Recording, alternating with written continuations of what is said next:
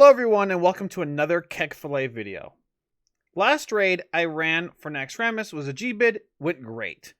We ran for 6-hour raid, but we did it for only 4 hours and 45 minutes. It was a very pleasure raiding with everybody, and we downed 12 out of 15 bosses in one night. I'm making this video to go over some of our next goals and to be upfront and honest with all of you.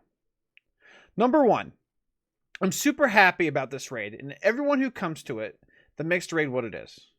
I hope for great players to stay, and for those of you who make your way back to your own raids, I hope I'm able to find people to fill your shoes. Number 2, currently my goal is to get down these 12 bosses much faster before putting in attempts on 4 Horsemen, while also trying to have an emphasis right now for all warriors and tanks to be ready for 4 Horsemen. Once we have this down in a good amount of time, then I will start talking about Saffron.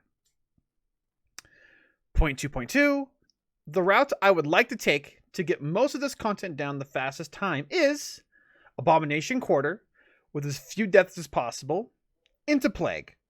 If we can reach Loatheb with world buffs, we can kill him without having to go get new world buffs, saving us a lot of time. Getting Loatheb down is very imperative for this to work, and then we can go into either 2 bosses in the military and Spiderwing. Once we get this down in a good amount of time, with also doing the gold bids, then we can do 4 Horsemen. 2.3, getting 4 Horsemen ready. Generally, I hope people know about this fight and can look at assignments, but a big requirement for this fight is for sure going to be having a trinket that gives a spell hit for tanks. I'm going to be going over this fight thoroughly in a talk or video for people and the assignments that we will have. Please do research beforehand on other guilds or videos out there on 4 Horsemen. I do really want to do this fight in the correct way. However, I'm considering doing a cheese strategy of killing Thane as soon as possible if we did get Oni/Heart buffs mid-raid. Now, talking about world buffs, number 3, world buffs. Generally, I hate world buffs and how they affect the game. However, in this raid, I feel in order to save time and to get as much loot as possible, I think it's a reliability to be able to do Oni or Heart when we need to progress, rather than blowing gold on 40 flasks. I'm considering just taking 400 gold from our pot to secure an Oni and a Heart every week. If anyone would love to sell their Heart or Onyxia heads to the raid during a mid-raid buff session, please let me know.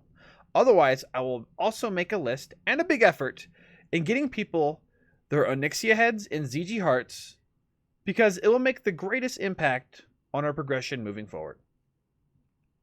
Now, number 4, Saffron, ?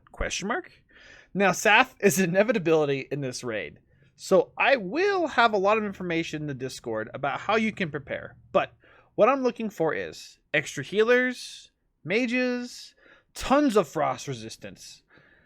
For my regulars who are looking to stick it out and need crafted gear, please PM me so we can get started on your frozen runes.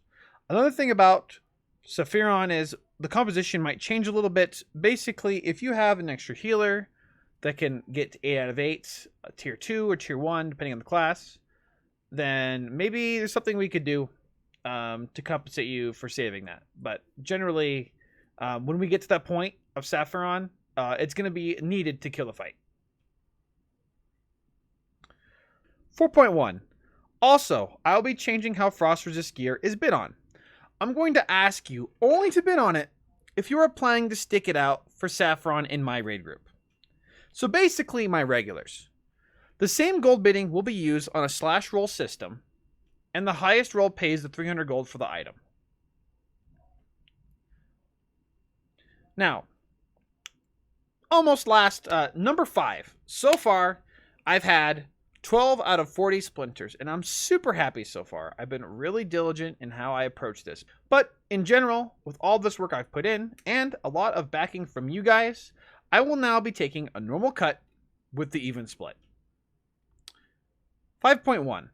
The top 5% cut will remain in place for now for tank flasks. This is used to maintain what the raid needs for it to function. This isn't any sort of admin cut.